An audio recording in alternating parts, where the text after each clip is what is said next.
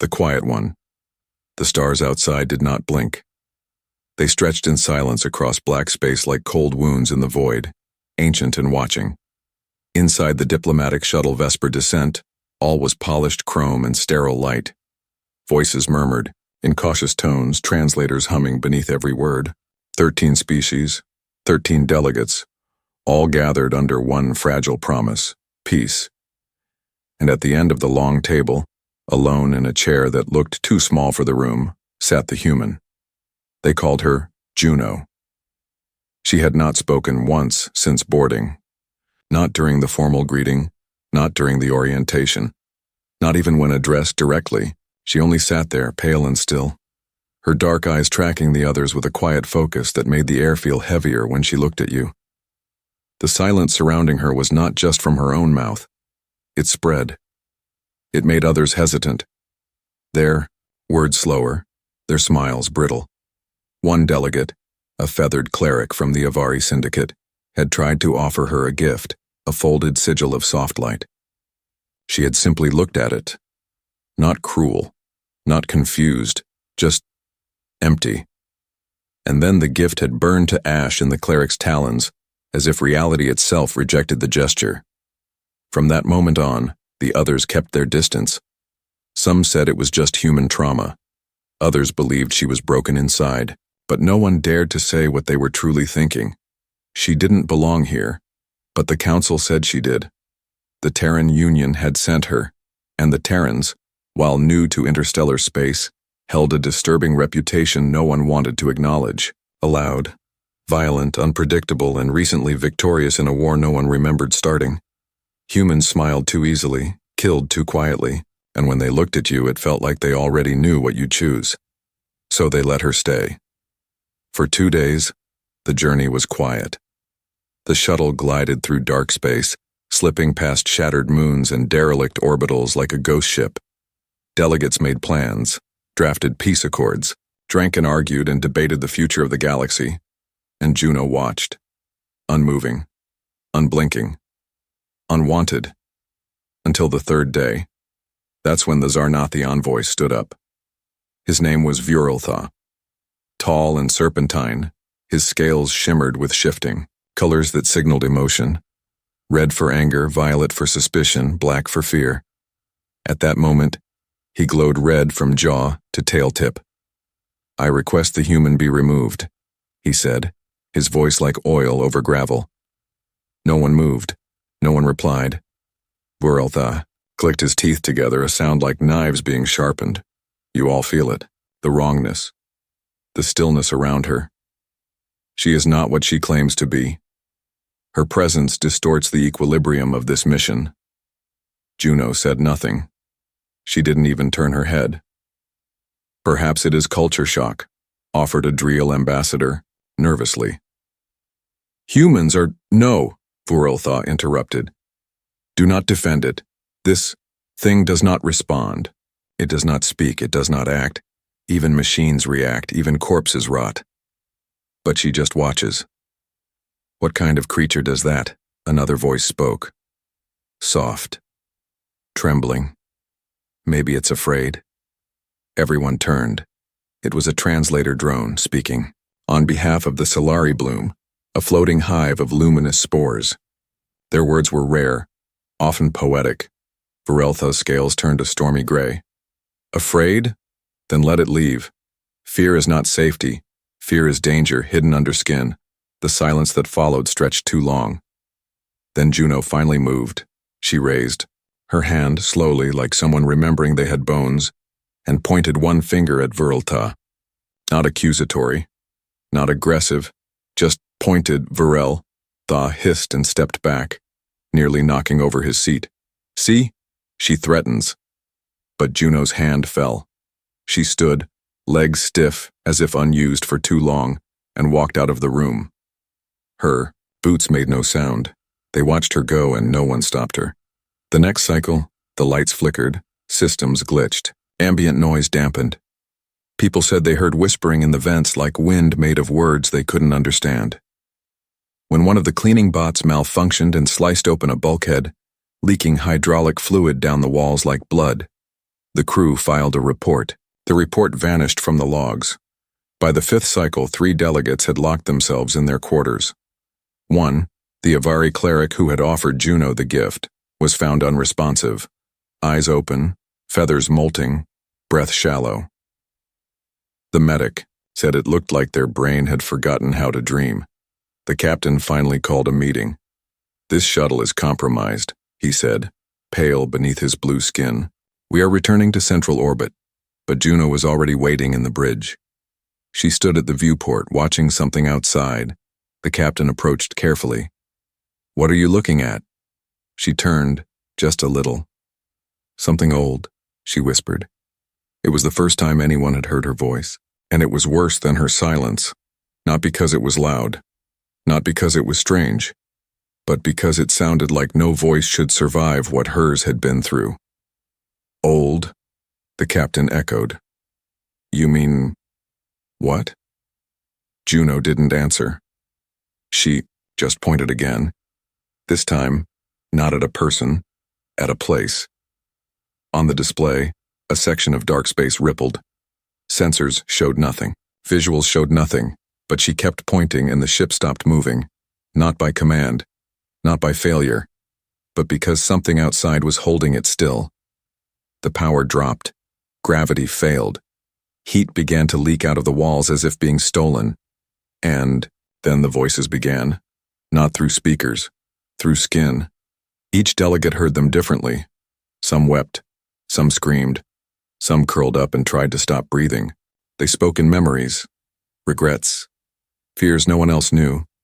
And Juno just stood there, still, calm, as if the voices were hers. The captain, shivering, asked, "What is happening?" Juno turned her head and looked at him. Really looked at him. And her eyes were no longer human. She blinked slowly, like waking from a long sleep. "They shouldn't have sent me," she said. They knew what would follow. The captain fell back, mouth open, but no sound came. In the walls, something began to move.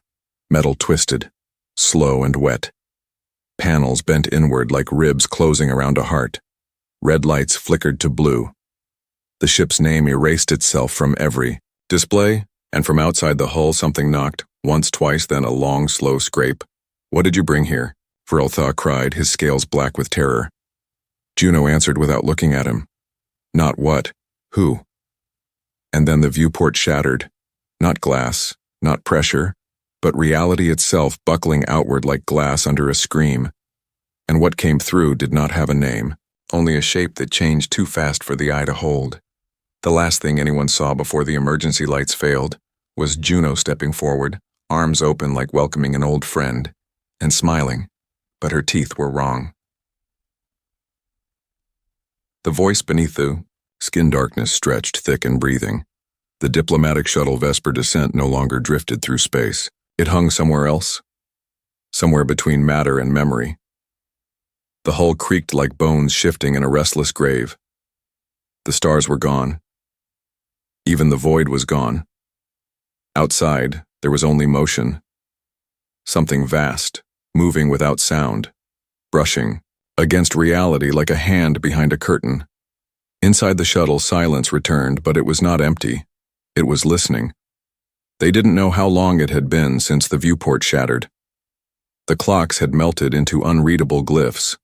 The ship's systems were frozen in time that no longer obeyed itself. Nothing worked. Lights flickered. Air grew colder. Even breath came slow, like it was crawling through frost. Juno was gone. Not dead. Not missing. Just gone. Where she had stood, the metal floor had blackened and split, as if scorched by memory instead of heat. In the center of the room was a symbol that no one had carved. It pulsed when no one looked at it. It changed shape when names were spoken. 5 delegates were dead. 1 by exposure. 1 by shock. 1 by tearing out their own eyes. 2 had simply stopped existing. No noise. No pain. One moment they were there, and then the room felt heavier, like they had been eaten by the space they stood in.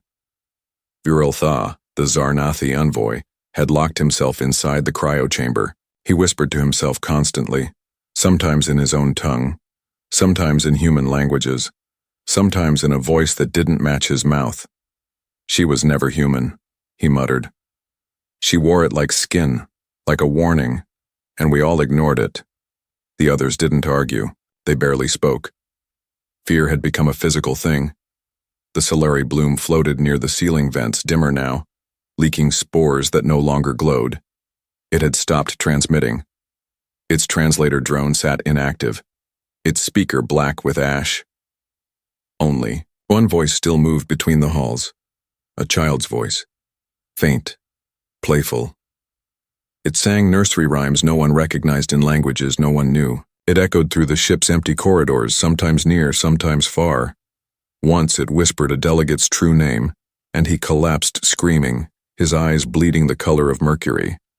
In the navigation wing, the captain sat slumped in his chair. The console in front of him still glowed faintly. Coordinates: unknown destination, Juno status, inbound. He had tried overriding it, tried rerouting the engines, but each time he did, the ship would hum, low and deep, like a warning growl from something not yet fully awake. He thought of opening the airlock, ending it. But something was outside, waiting, and it would not let them leave. On the 6th day, they heard her again, not her footsteps, not her breath, her voice. It came from every speaker at once, even the ones they had removed, even the ones that no longer had wires, soft, slow, like something learning how to speak for the first time. You asked what I was, she said. No one moved. You said I did not belong. Her voice paused. The ship vibrated gently, like it was breathing through metal lungs. I was born in silence, shaped in dark. Before your stars learned how to burn. Before your atoms knew they could scream. The lights dimmed. Shadows stretched longer than their sources. They called me a human, she continued, but that was only ever a mask. A container. A warning. On the crew deck, a mirror cracked. The reflection inside did not match the room. It showed Juno standing there, but her face was not hers. Her skin moved like liquid. Her eyes were black voids filled with stars that were screaming. I am the memory of fear, she said. The shape behind the door you never opened. The breath in your lungs before you die. And then she laughed. Quiet. Almost gentle. But it made the ship bleed. Thin red streams began leaking from the walls. Not blood. Not rust. Something older. Something that smelled like forgotten death. The walls pulsed with each word she spoke. You judge my silence. But silence is the first language of fear. The captain tried to mute the speakers. His fingers snapped. The console cracked down the center. He looked down and saw that the buttons he had pressed were not metal, but teeth. From the lower decks came a deep humming, not mechanical, vocal. Someone, or something, was chanting in a slow ritual rhythm. Words not meant to be said by mouths made of flesh. It echoed up through the vents, through the pipes, through the walls. One of the surviving delegates, a auxiliary technician, began to weep. That's not a voice, she whispered. It's a memory. It's remembering us before we were born. Someone tried to laugh at that, but only choked. They gathered in the main hall, what was left of them. They held on to each other, not for warmth, but to feel that they were still real. Juno's voice returned. Do you remember the old legends? She asked. They didn't answer. The ones about the first war, the first death, the thing that was locked away. The captain shook his head. That was myth. A story to scare children. Juno spoke gently now. And what do you think I was before they made me forget? A long pause followed, and then she said something no one could understand. Not a word, not even a sound, a meaning, and the ship answered. The engines roared, but not with power. They screamed. Doors bent inward, lights shattered. The temperature dropped below survival limits. Skin began to frost. Bones ached from the inside, and yet none of them could move. Because she had arrived, not through the doors, through their thoughts. She stepped out of the dark, like she had always been there. Not Juno, not human, not even alive in any way they understood. She wore her old skin still, like a coat stretched too tight. Her face was Juno's, but her eyes were Storm's, and her breath shimmered with the sound of breaking time. She looked at them and smiled. "Now," she said softly, "let me show you what silence really is." Then the lights died, and the screaming began. Not from their throats, from the ship itself. Before the stars learned to burn, they survived the screaming. Not all of them, not fully, not in ways they would understand later, but the ones who remained. When the ship stopped howling, that quiet, wet, soul-deep howl, were changed. They could still breathe. They could still move. But something inside had gone missing, like a word on the tip of the tongue that would never return. And they could all feel it. Something was learning them. The ship floated in blackness again, but this blackness was different. It was not the void between stars. It was older than that. It was the place before stars, before time, before heat, before thought. Nothing outside moved. Nothing inside dared. Juno, or what they still called Juno, had vanished again. No footsteps, no words, not even a whisper, only the cold imprint of her presence in every reflection. When someone turned their head too fast, they swore they saw her shape at the edge of vision. Tall, wrong, watching. The ship had begun to rot, not rust, not decay. Rot, living tissue beneath steel, breathing walls, floor panels that pulsed like veins, vents that wept fluid thicker than air. The shuttle was no longer a vessel. It was becoming something else, something alive, or something undead. No one could tell anymore. They tried to send a signal. They tried to scream into the dark. But the radio only returned one sound.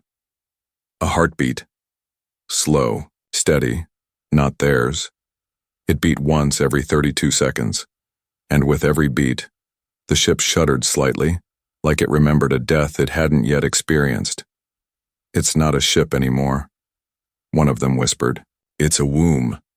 The others didn't reply. On the 8th day, they found the first message, burned into the hull.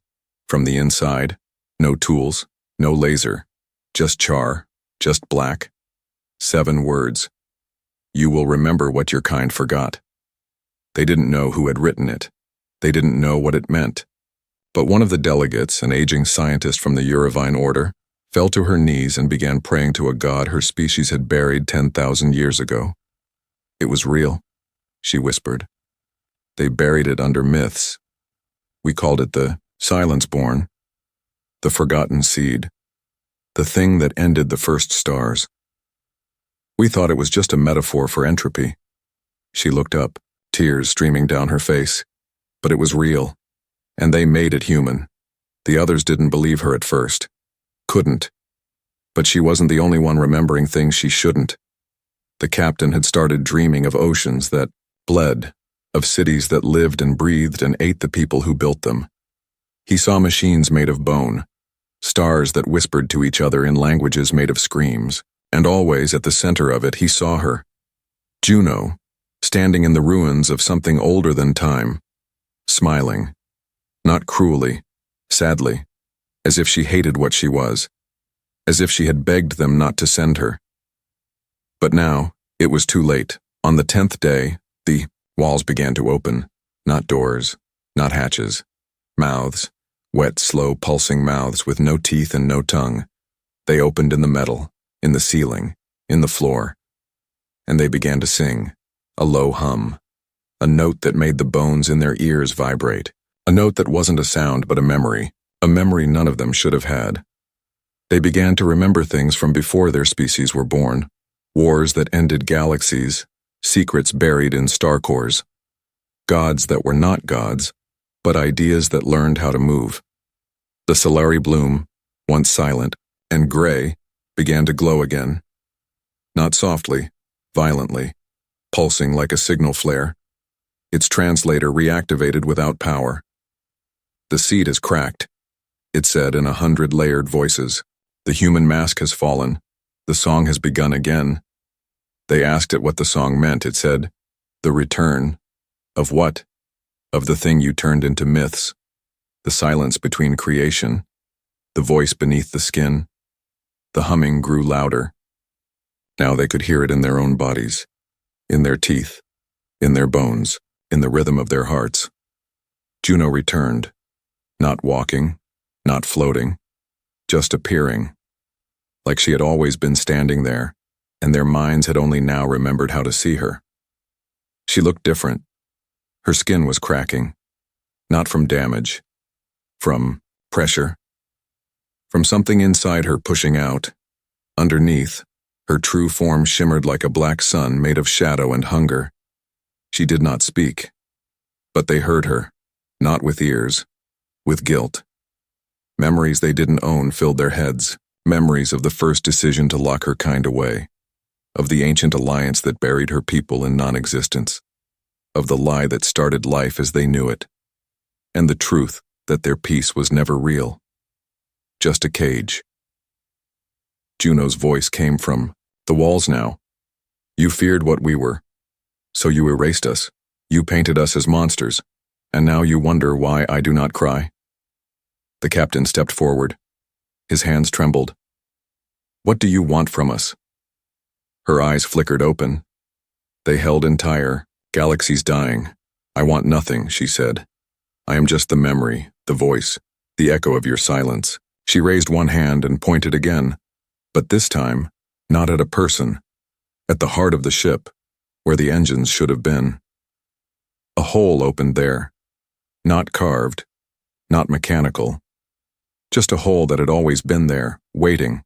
From the center of that hole came light, not warm light, not safe light, but the light of ending, and something inside it moved, something coming through, something ancient, familiar, and terribly, horribly human. The captain screamed, and for a moment, only a moment, Juno looked afraid, and that was worse than anything else. The hunger that remembers, no one slept anymore. Not because of fear, not even because of the noise, but because sleep had changed. When they closed their eyes, they no longer dreamed. They remembered things they shouldn't, things that belonged to someone else, to something else. Memories of black stone halls pulsing with breath, of creatures made from silence and math, carving runes into living stars, of a song that reshaped gravity, of an oath spoken in a language that bled through dimensions, and always, always there was the hunger, not for food, not even for power, for return, for revenge, for remembrance. The hunger that had been buried, the hunger that had been denied a voice, the hunger that remembered what the galaxy tried to forget. The delegates no longer spoke to each other. They avoided mirrors, shadows, even their own reflections in water. Some no longer cast shadows. One delegate, a cybernetic envoy from the Talrin trade pillar, began to glitch. Visually, physically. Parts of her memory were rewriting themselves with alien symbols. Her metal limbs started twitching in rhythmic pulses as if answering a command no one else could hear. She would whisper at night, "It's decoding us."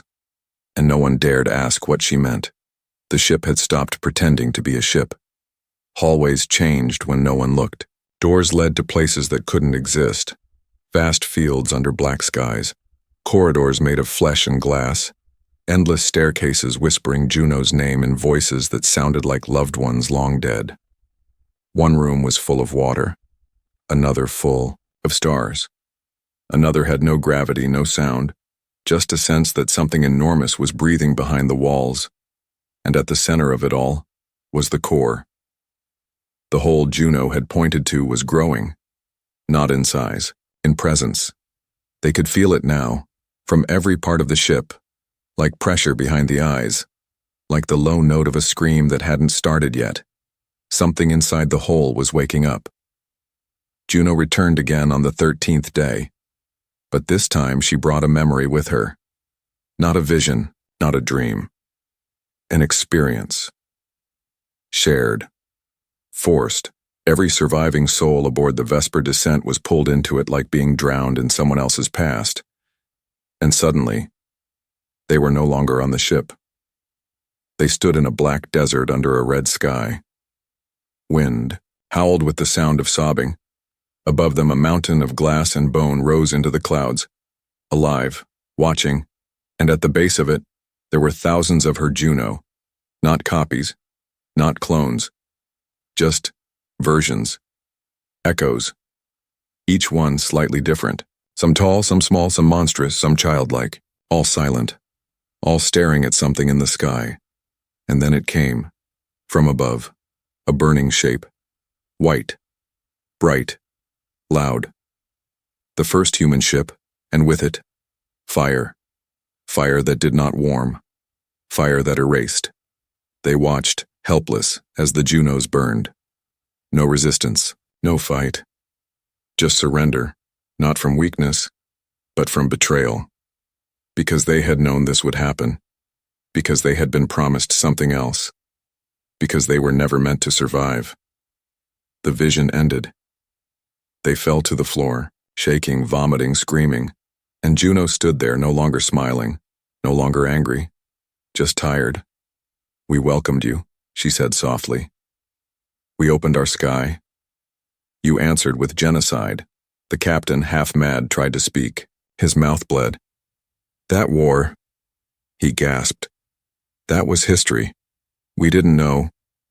Juno shook her head. "Your ancestors knew. Your leaders knew.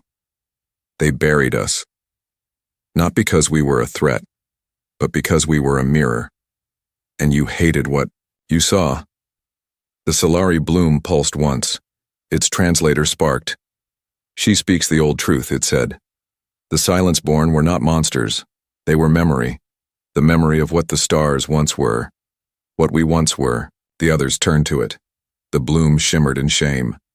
"We helped bury them. To protect our place in the order." Juno looked up. Her face had changed again. Now behind her eyes, they saw not fire, but wounds. Deep. Cosmic. Unfinished. And then, she whispered something new.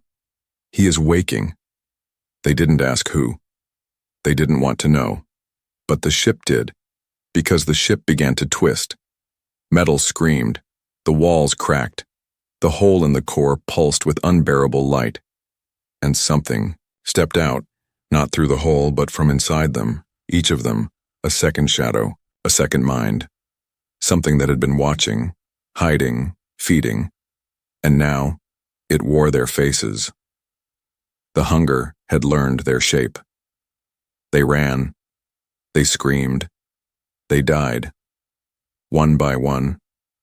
Their shadows turned against them, mimicked them, whispered to them, became them. The captain faced his double in the engine bay, an exact replica except the eyes were filled with stars. It smiled and said, "You gave me your guilt. Now I give you your truth." Then it opened its mouth and spoke a word that broke the captain's spine without touching him. In the observation deck, Vareltha met Juno again. His scales turned black. Not from fear, from recognition. "You were my sister," he said, voice cracking. Juno nodded. "We were all family once, before your kind needed gods instead of kin." He wept, and Juno touched his head. He turned to ash, smiling. Only two survived that day. One, the Solari bloom, pulsing quietly in a chamber filled with its spores. Two, the last remaining engineer, a quiet woman who had never spoken a word since the journey began. No one had noticed her much. She had cleaned, repaired, listened, never judged. And now as the ship burned with memory and the sky screamed with ancient voices, she walked toward Juno. The lights followed her. Juno turned and stared, long, searching, then whispered, "You." The woman nodded and smiled. "I remember now," she said. "I was the first seed. The seed beneath the stars." Somewhere, light was screaming, not with sound, not with motion, with remembrance. Every atom in the ship, What remained of the Vesper descent was humming with something it had no name for, a kind of grief deeper than time, a memory that never belonged to matter. But it pulsed. It beat. It spread. It was waking. The stars had gone silent. No signals. No relays. No radiation. Just dead light floating through dead space. Even the oldest constellations looked unfamiliar now, like someone had rewritten the night behind everyone's backs. And in the center of it, untouched by time or law or hope, the ship drifted, or what was left of it. A broken corridor here. A twisted bulkhead. There, cables like veins stretched across open chambers filled with voices that no longer needed bodies. And inside the wreck, two things still moved. Juno. And the girl. The one no one noticed. The quiet engineer. The one who never screamed. Never cried. Never looked away. Her name was never spoken. Because she hadn't been born with one. She had been planted. Long before the voyage. Long before the treaty.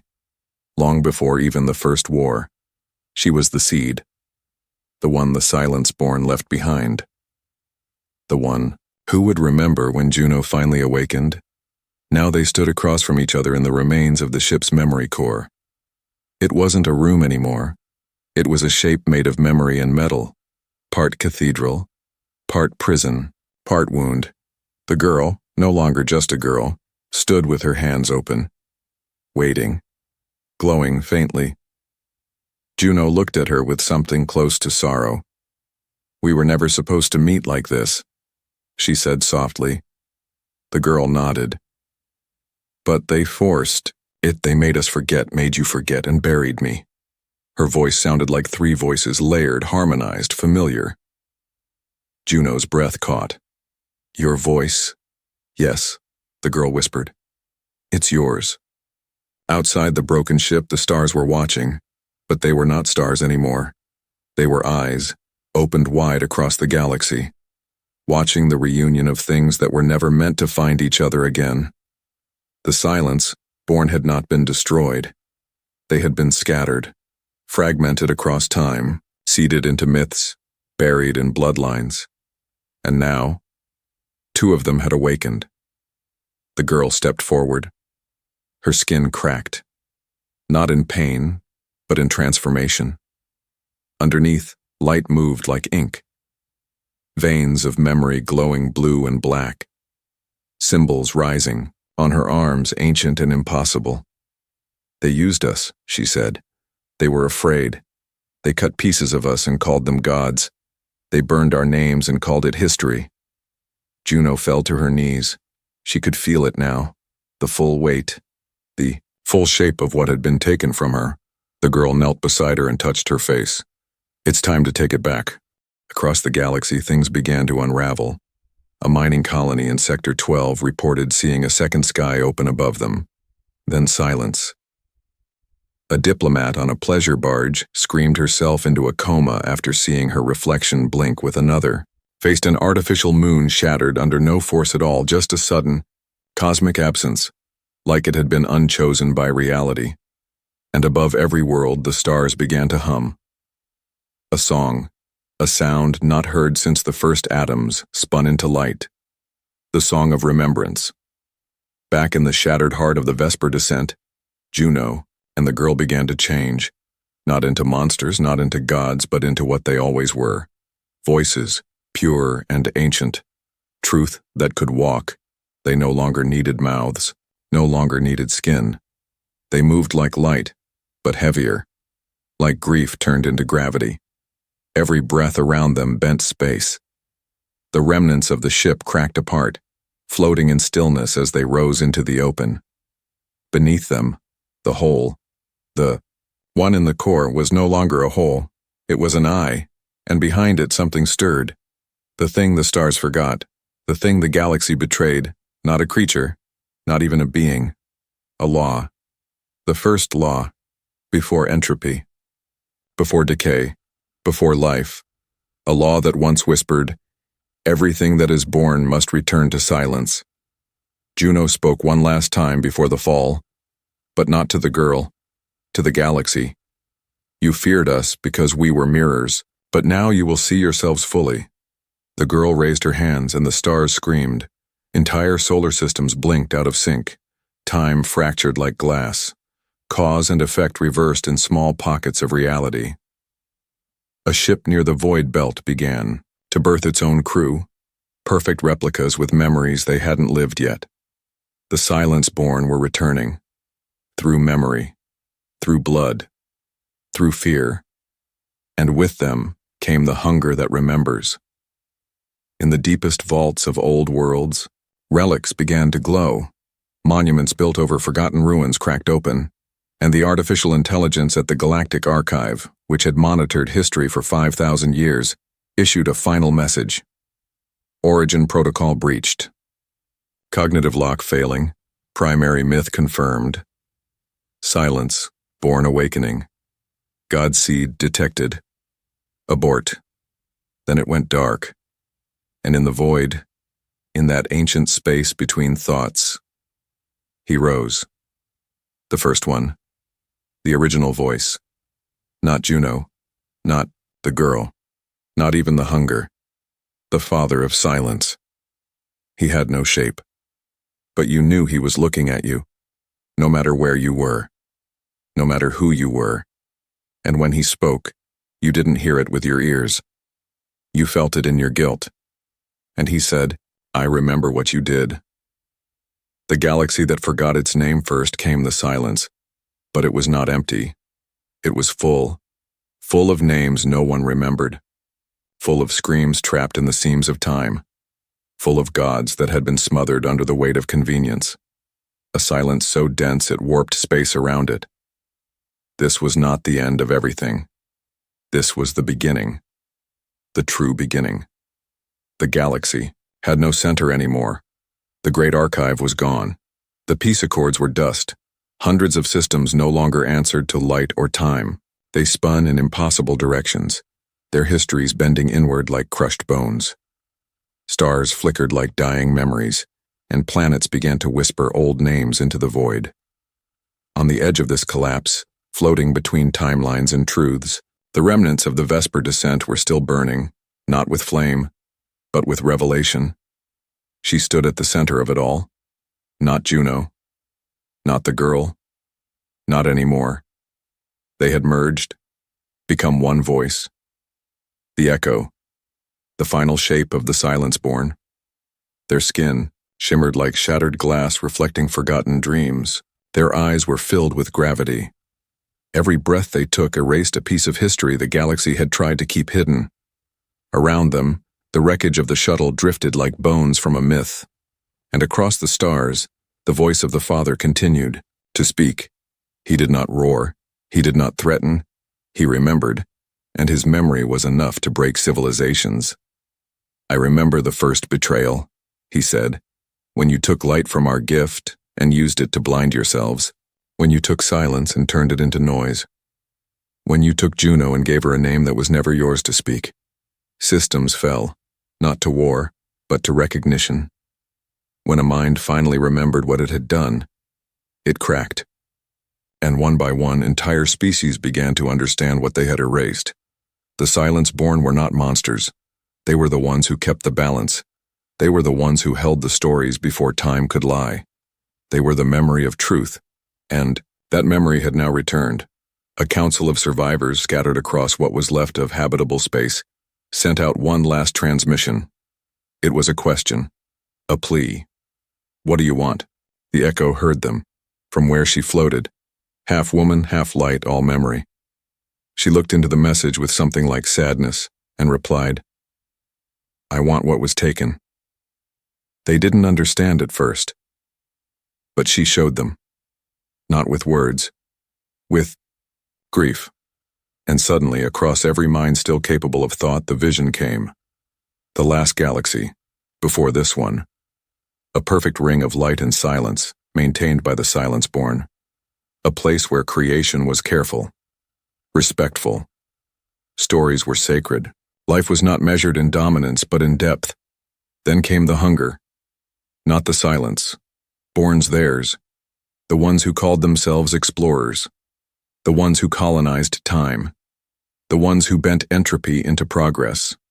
They brought fire, they brought industry, they brought amnesia, and they killed the Silence-born because truth was in the way.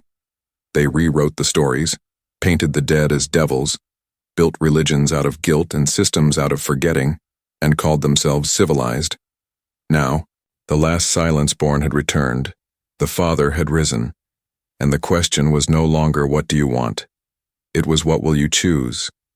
Inside what was left of the girl, of Juno, something still ached, a fragment of humanity. Because despite everything, Juno had felt something in her years pretending to be one of them, not power, not pity, hope. She turned to the Father and spoke one word. Wait. The voice of the Father trembled, not from anger, from surprise. He had never been asked to wait. She continued, they remember now. Not all, but some. And maybe that's enough. He watched her. His presence filled the sky. He did not speak, but his silence became a question. Juno looked across the stars, saw the flickers of life still holding on, saw a child in a broken pod, whispering the Silence-born song with no one left to teach her, saw an old mechanic praying to the wrong gods for the right reasons, and she said, let them try again. The Father answered with absence. Everything stopped. Then softly, this time, you will remember.